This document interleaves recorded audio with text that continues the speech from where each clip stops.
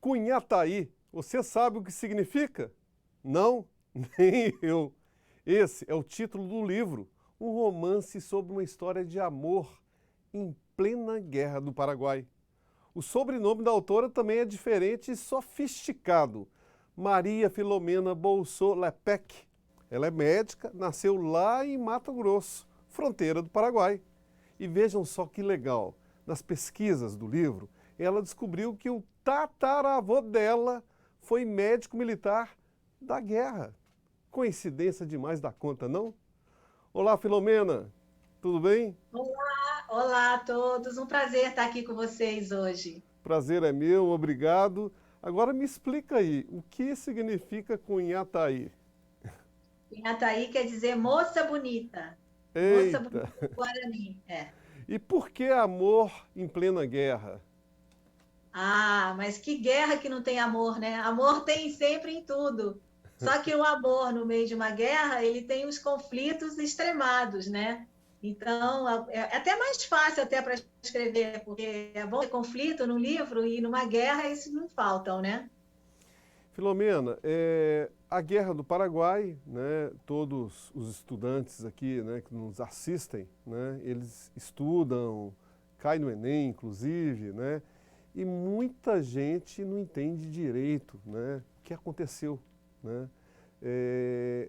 As guerras que tiveram e teve na África foram muito piores do que na América do Sul, né, que teve poucas comparado à África, principalmente no século XIX, e ficou esse mito que o Brasil destruiu a Guerra do Paraguai. Conta um pouquinho, antes de entrar na história realmente focada do seu livro, né, o que foi a Guerra do Paraguai?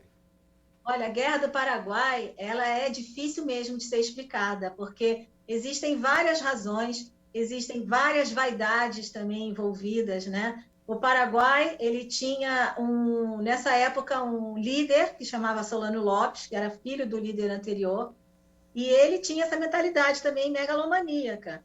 E quando ele foi à França, percorrer a França, numa viagem de conhecimento, comprar armas, enfim, ele se apaixonou por uma coquete de Paris. E quando ele voltou, ele queria dar o mundo para essa coquete.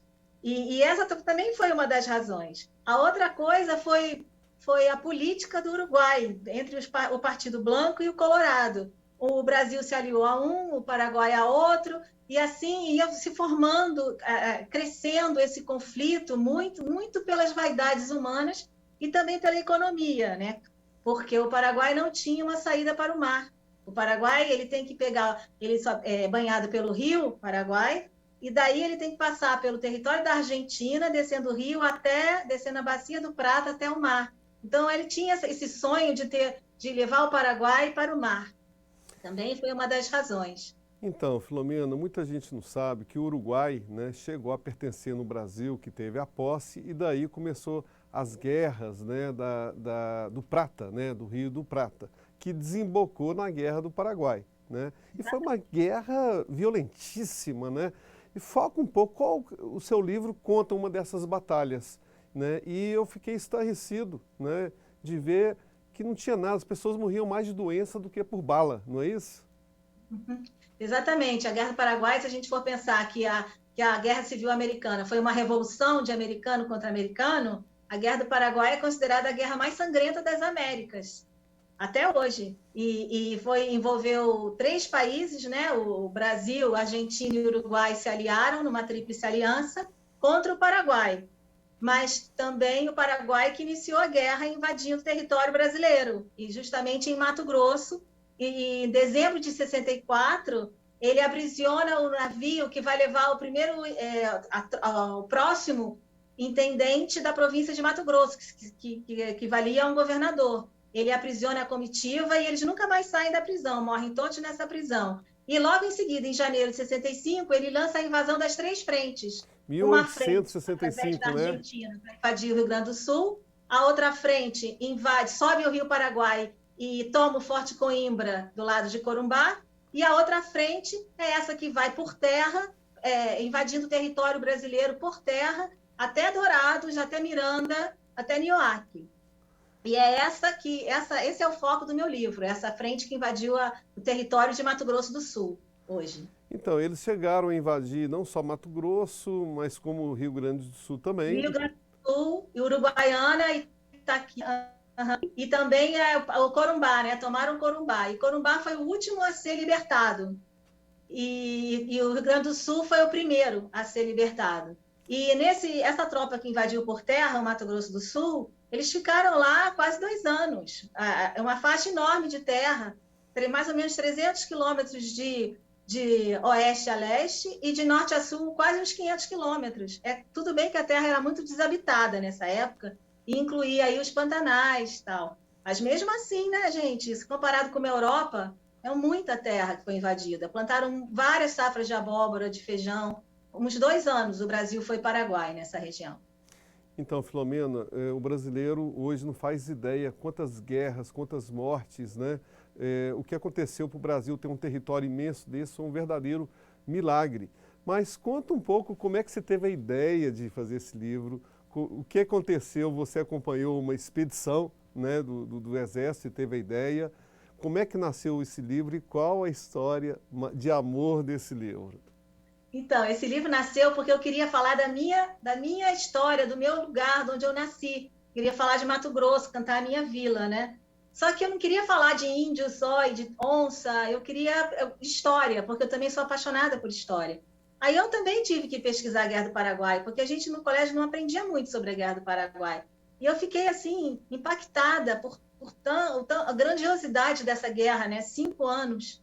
Então, eu vi, quando eu estava formando essa ideia, eu vi que ia haver uma expedição militar que poderia haver convidados civis, organizada pelo Batalhão de Dourados, em Mato Grosso do Sul, que ia refazer a pé a história o itinerário da retirada da Laguna, que é um livro escrito pelo Visconde de Toné, porque ele mesmo participou desse episódio militar e fez a retirada da Laguna. Quando ele voltou, o pai dele, sabendo de todas as agruras que eles passaram, o próprio pai falou: você tem que registrar isso.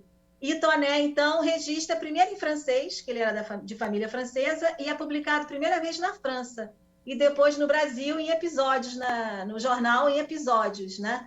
E aí ficou registrada a retirada da Laguna. Se não fosse isso, teria sido perdida na história, como um rodapé de página, porque não foi decisiva para o Brasil vencer a Guerra do Paraguai. Foi muito sofrimento, foi dramático, mas o que venceu a Guerra do Paraguai foram as batalhas navais de Riachuelo, que destruiu a frota paraguaia, e depois as sucessivas vitórias brasileiras na Batalha de Humaitá, Itororó, Havaí, Lomas Valentinas, e assim foi.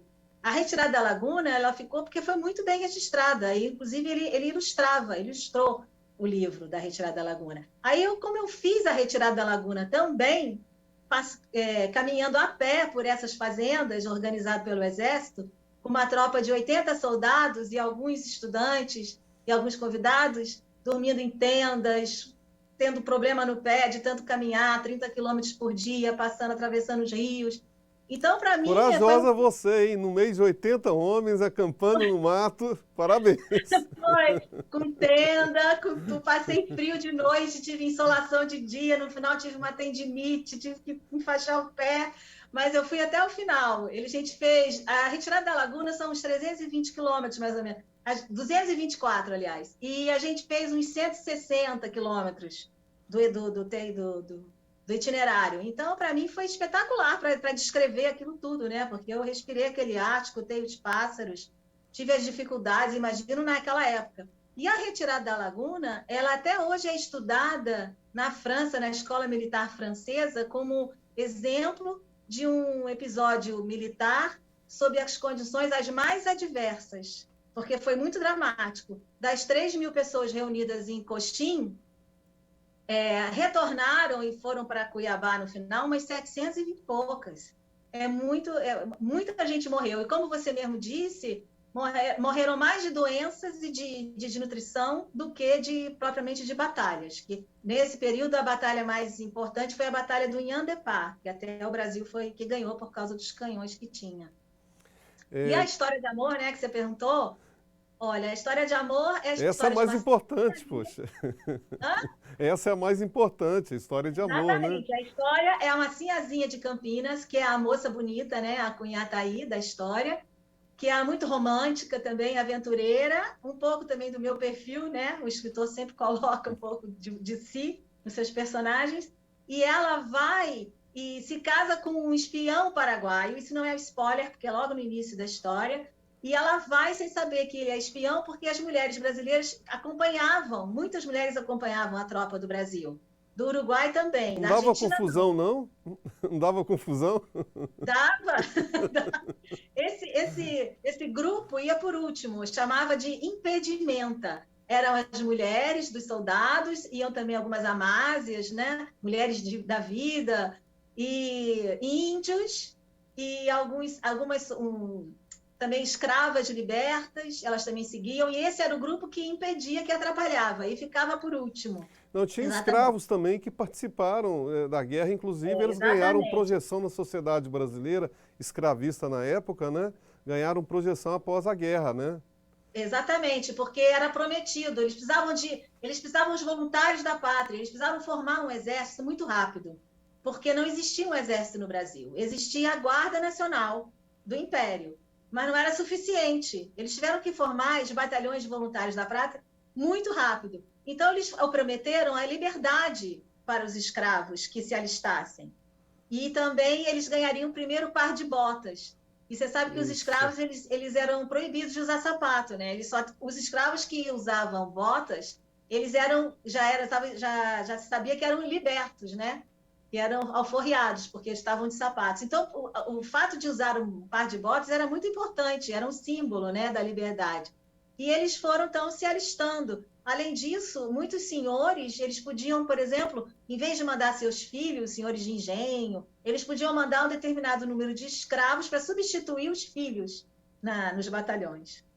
É surreal, né? Além do sofrimento da escravidão, proibido de usar sapatos. Muita gente não sabe, Filomena, doutora Filomena, que a grande força, né, militar do Brasil era naval, né? Eles herdaram Portugal, que fez as grandes navegações, grandes descobertas, então eles herdaram esse know-how, né, no Império, e era a grande batalha. E como você disse, a batalha terrestre eram camponeses, né? Mas, enfim, como é que se deu a história de amor É, no uma meio, história, no e meio eles de tanta violência? exatamente. Eles vão e ela vai junto, porque ela não podia ir, mas bom, eu não posso contar a história. Ela acaba participando e acaba também interferindo, né? Que essa é uma característica do novo romance histórico brasileiro, né? Que você preenche as lacunas da história com a ficção. Então, ela acaba interferindo, ela tem um papel também de curandeira durante a história, e no final, né, não posso contar o final, mas é Claro. dramático. E tem um triângulo amoroso também nessa história, né? Que tinha um outro capitão brasileiro que também fazia o triângulo amoroso e o contraponto ao amor dela com esse espião que ela não sabia que era espião, claro, né? Mas o leitor já sabe desde o começo. E assim a tensão vai aumentando durante o caminho deles até a fronteira, né? E também essas tropas, elas tinham medo, alguns achavam que eles nunca iam chegar, que quando chegassem na fronteira era tão longe, tão distante, que já a guerra já teria até acabado. E no final não acabou e eles tiveram que passar por umas agruras terríveis, né? Mas morreu muita gente, foi de doença.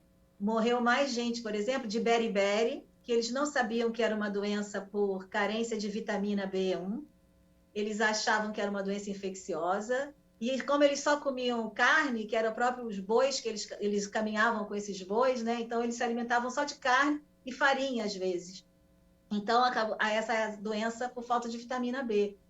E também, mas no final da retirada da laguna, a cólera, né, que devastou as tropas, né, também. E ela passa por tudo isso, né, no meio da sua história de amor, né.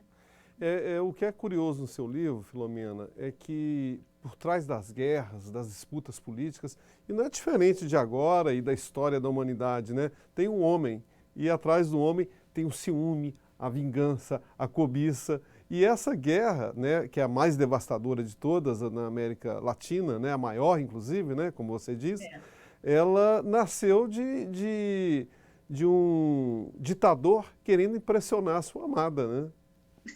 É uma das causas. Eu não descarto essa Entre possibilidade, não, outras, né? Entre outras. porque a vaidade humana é grande, né? Ele queria, acho que, ser o Napoleão do Sul, né? Alguma coisa assim. Ele tinha essa megalomania, né? E foram 4 ou 5 guerras, né, do Prata, e depois dessa guerra aí no século XIX, né, meados do século XIX, 1865 a 9, foram 4 anos, né? Depois disso aí encerraram-se as guerras na América Latina entre os países, não é isso? Houve alguns conflitos ainda, né, entre Chile e Argentina, entre conflitos fronteiriços, mas que no Brasil a gente não sabe muito sobre eles. E também entre o Peru e o Chile, ali na pontinha sul do Peru e do Chile. O Chile já tomou alguma área ali do Peru. Que E, tem mas são contencioso até conflitos hoje, menores, inclusive, né? né?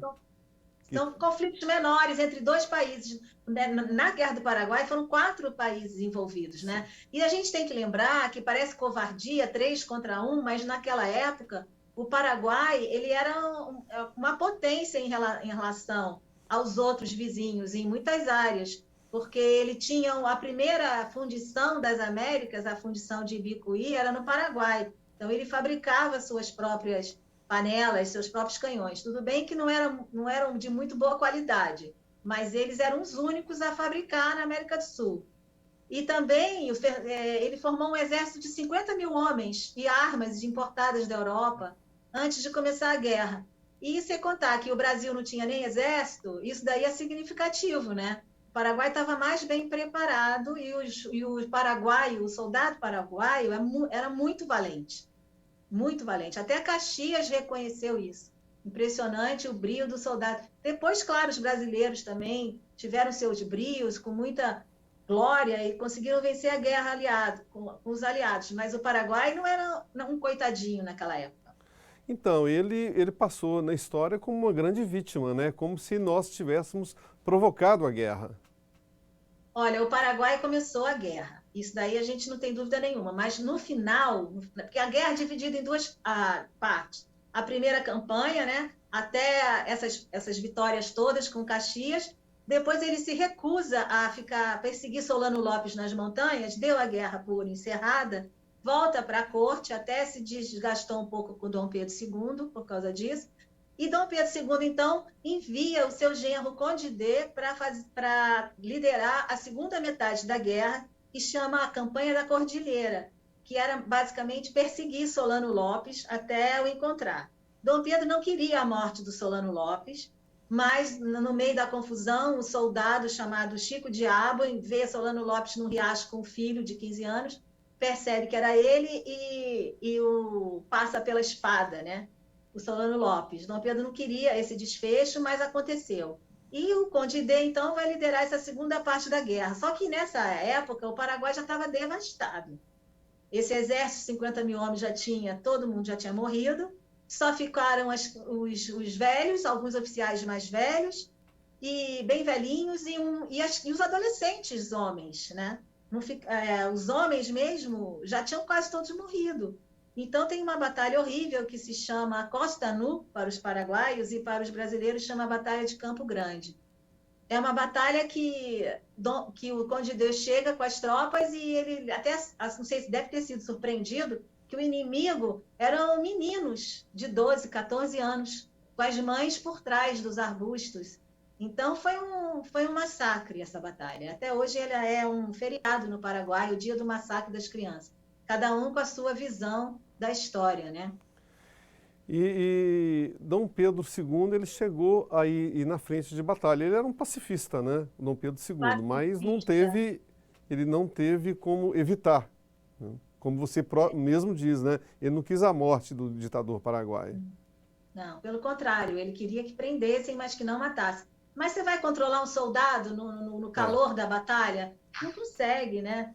E Dom Pedro ele foi pessoalmente quando eles conseguiram expulsar os paraguaios do Rio Grande do Sul. Ele foi até a Uruguaiana e tem uma foto dele famosa, que ele está lá junto com os oficiais e com os soldados brasileiros. Ele foi comemorar a vitória, né?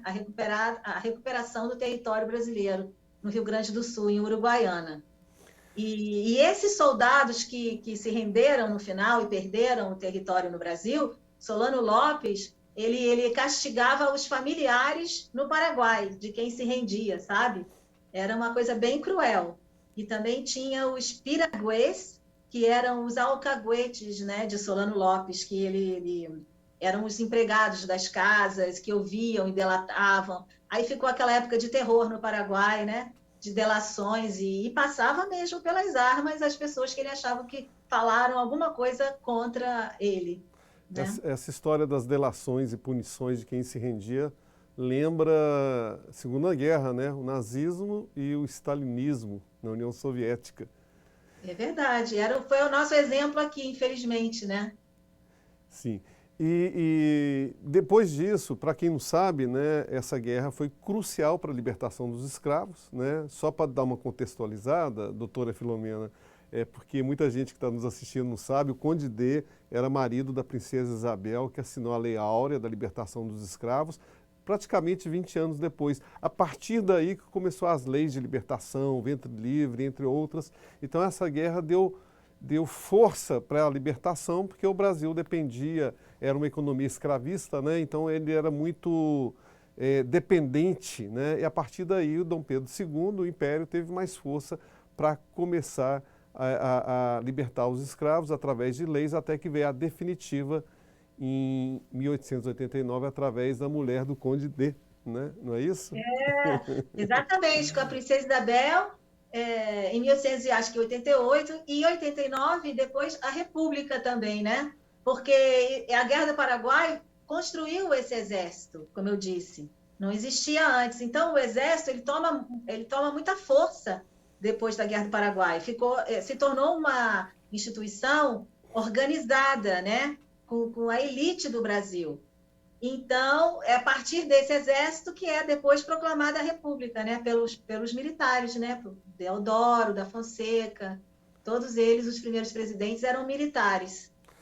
Toda a história de guerra é uma história fascinante, né? Triste, violência, mas nascem muitos heróis e muitos amores, né? Ah, Bem, sim. não vamos contar o livro aqui, né? Não Conta um podemos. pouco do livro, quem quiser comprar, com onde que acha, mostra ele aí pra gente. O livro está aqui, olha. O livro ganhou o prêmio Fundação Conrado Wessel de Literatura de 2002 e depois ganhou também o prêmio Revelação do Ano de Escritor pela Fundação Nacional do Livro Infantil e Juvenil e também o melhor livro para o jovem do ano de 2003 pela mesma fundação. E esse livro ele ainda pode ser encontrado em alguns sebos virtuais na internet e vai ser em breve relançado, e depois até vocês podem avisar aqui, de novo, uma reedição, tanto na internet como em livro físico, porque ele merece. É um livro que me deu muitas alegrias, né? Já foi sugerido para algumas escolas também, porque você aprender história através de uma história de amor, você grava muito mais, né? Você tem muito mais prazer em aprender a história. Então, eu acho que vale a pena reeditar e com certeza eu vou fazer isso em breve. Olha, parabéns, né? E quem se interessar pela história, tá aí a dica. Mas para terminar, doutora Filomena, eu soube que você acabou de lançar um novo livro, né? O tema hoje é a Guerra do Paraguai, né? A partir do teu livro, mas conta aí a novidade. Então, eu estou lançando esse livro, o nome dele é Uma Ponte para Istambul, e também é uma ficção baseada em história, em muita pesquisa histórica, que é a de uma professora de História do Brasil, de Ipanema, no Rio de Janeiro, que vai a Istambul à procura de suas raízes. Mal sabia ela que ia ser aprisionada por essas raízes, ia sofrer também muitas aventuras e muitas agruras até o final do livro. É um livro que, além de ser baseado na história, a novidade é que ele também tem um pouco de ficção científica. com viagem no tempo, e a discussão de enigmas arqueológicos, de objetos que são considerados à frente do seu tempo e não tem muita explicação hoje em dia. Ao menos as explicações são controversas, né? A academia não vê muita importância neles, mas eles existem e que eu coloco 5 deles no meu livro, e são chamados OOPATs, Out of Time Objects, quer dizer, objetos fora do tempo. E são enigmas, e eles existem, estão em museus e tudo mais, só que as interpretações variam. Dá um exemplo. Então, é um livro que está causando assim, uma sensação por esse lado. Dá um exemplo desses enigmas aí. Então, um deles, que eu acho mais impactante, é o helicóptero de Abydos, Abyddos. Num templo do faraó Sete I, pai do faraó Ramsés II, que é um dos mais longevos também, 48 anos de reinado como faraó, assim como Dom Pedro II também, 48 anos de reinado. Esse friso está acima da portal de entrada, que tem 8 metros de altura. E no cantinho direito, ele tem umas imagens, principalmente, que chamam a atenção, porque existe um helicóptero, um barco a motor, um submarino e um avião. E como se fosse uma lista, sabe? Se fosse só o helicóptero, dava para a gente achar, Quanto tempo tem isso, esse templo? Esse templo está em Abydos, no Egito, Assim, perto do Osirium. Mas qual a idade desse templo? Ele tem mais de 3.500 anos, mais de 3.000 anos. Nossa. Então, quando eu soube disso, que eu pesquisei, eu fiquei tão impactada. Podem dar 1000 explicações, mas, gente, é uma coisa a se pensar. Eu acho que, no mínimo, tem que ser questionado, sabe? Claro. Questionar sempre. E uma das explicações é que eles teriam... O Egito Antigo, ele tem esse costume de um faraó borrar a imagem do outro para botar a marca dele. E isso se chama palimpsesto, que é escrever sobre a escrita do outro. Mas só que em 4 imagens seguidas eu acho difícil. Então continua bem enigmático. Incrível. Você tem o livro aí? Mostra ele aí. Não, ele só está em e-book. E agora que eu coloquei para impressão sob demanda na Amazon.com, sabe? Eu mesma não recebi o primeiro. Então, e a gente vai mostrar aqui, a gente vai procurar e mostrar. Capa tá Eu quero ler, fiquei curioso agora. O livro está me trazendo muitas alegrias, viu? Porque ontem eu saí o livro saiu, né? Na lista da Caras, 8 melhores e-books para dar de presente. Vamos fazer também uma live com a revista de História, Aventuras na História, dia 5 de agosto. E o livro está indo bem, assim, tá? Esses enigmas colocam a gente para pensar. Tô achando que esses livros aí tem muito de doutora Filomena, hein? Sempre tem, né? Sempre tem. A gente se coloca, né? A gente escreve sobre o que a gente gosta, sobre o que impacta, sobre o que instiga. Senão, não vai escrever o quê? Não vai curtir, né? Você tem que gostar muito daquilo que você está fazendo. Ler muito, né? Se interessar pela vida, pelo humano, pelos enigmas. Se bem que eu acho que os enigmas tem sempre que deixar umzinho, sabe? Porque o dia que a gente souber tudo, a vida perde a graça, você não acha? Exato. Eu sempre comento aqui, né? A gente já está encerrando aqui, eu sempre comento o seguinte, né? A internet acaba que nos aprisiona no mundo irreal e o livro nos liberta, né? Com histórias de ficção e reais também, né? Muito obrigado pela sua participação, foi muito bom. Muito boa a entrevista. Agradeço também. Gostei Duas histórias demais. maravilhosas, né? E espero você aqui de volta. Com certeza. Tchau. E hoje encerramos mais um programa Brasil 200. Não perca o próximo com muitas novidades de histórias, escritores, políticos que viveram as histórias, sonhos e ficções e realidade principalmente. Até lá!